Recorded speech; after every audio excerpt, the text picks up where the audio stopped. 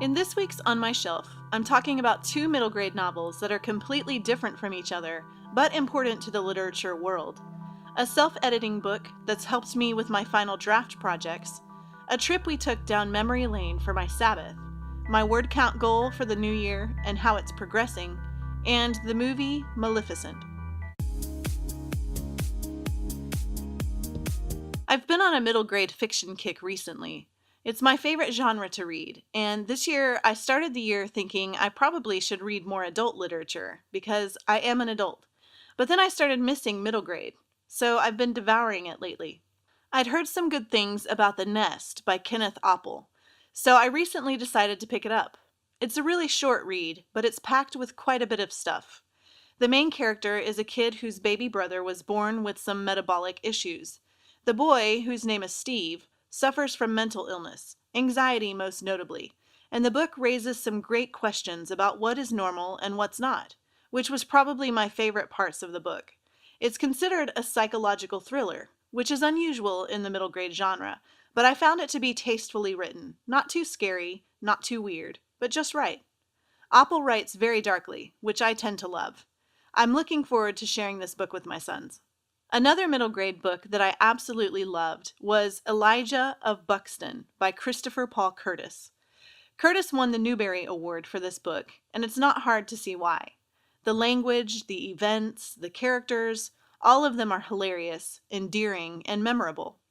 What I loved most about the book was its humor. Curtis writes humor into his fiction with a deft hand, and sometimes I found myself laughing out loud, which is hard to do when you're writing fiction. From all the scrapes the main character gets in to the inconvenience of being considered fragile, he's emotional. Elijah will be a kid readers will remember for a very long time. Elijah of Buxton tells the story of Elijah and the people of Buxton, Canada, a settlement of runaway slaves near the American border. It's a great way to introduce the history of slavery to young children. I've been immersed lately in a whole lot of self-editing, so I picked up a book called Self-Editing for Fiction Writers by Rennie Brown and Dave King. I've been an editor for as long as I've been working, but I found that when it comes to editing your own work, things tend to slip through. Some of it is because we're too close to the story. We know exactly what happens and what we're trying to say, and sometimes it doesn't come across the way we think it does. So I scoured this book for tips and techniques to use when editing my own work. It was a great, informative book, complete with practices that writers can use in the editing process, which I found very helpful. I also read an article not too long ago that said when you're editing your work in the same medium you usually work on them, like the computer, you're going to miss a lot of things. I had intuitively known this for a while, but now I've been able to justify to my husband when he sees me printing out a 400-page story. It's a new medium. I'm now editing in print, not on the computer. I'm making it visibly better. I always make sure I use recycled paper, but I'm looking for some eco-friendly printer ink, so if anyone has any leads on that, let me know. Last week, my family and I took a Sabbath week. Our older boys were out of school, and we decided that with half the week we'd catch up on some doctor's appointments, and then with the other half of the week we'd go see my parents at their new house, which is on 2 acres of land out in the country.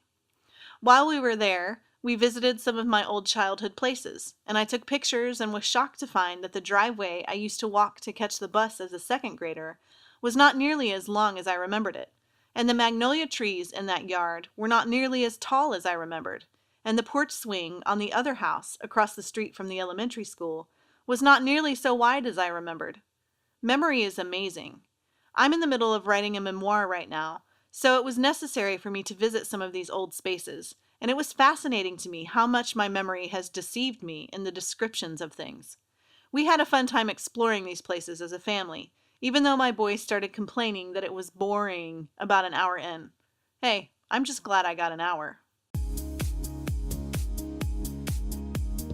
This year I made it my goal to write 2 million words.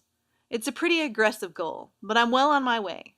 Right now, I've written more than 400,000 words. My husband was feeling generous one night and set up a writing word count page for me, where I can track my progress and others can see what I'm working on. I tend to pick and choose my projects, sort of like I read. I'm usually reading several books at the same time. I'm usually writing several projects at the same time. But this last week, I started writing the final draft for the novel I wrote last November during NaNoWriMo, and it's probably the best rough draft I've ever written. I've changed things, of course, but not nearly as much as I do with my other drafts. And I suspect it's because during that month I was only working on 2 projects, as opposed to the 5 I'm working on right now. So I'm currently re-evaluating my schedule and trying to slow down a little. I always have to remember that even though I have all of these ideas, I don't have to get to them immediately. Everything feels so urgent in our world, and it's the same for me when book ideas come to me. I have to get to it right this minute. But I think a story can be better told when you give it a little space, and when you work on only 1 or 2 projects at a time. So that's what I'm going to do. In other news, the enrollment for my book launch community will close March 31st. So if you want to get in, sign up now. Visit racheltolson.com/launchcommunity for more information. My husband and I recently watched the film Maleficent with Angelina Jolie, which is a fairy tale retelling. If you've been around much, you know that I love these kinds of things, and that I'm in the middle of my own fairy tale retellings in my series Ferndale. I really enjoyed the story of Maleficent, because it was the story of a villain. I enjoy the stories of villains, because we don't know a whole lot about them from all the fairy tales. This one was very well done, with a twist on true love's kiss, which I really enjoyed.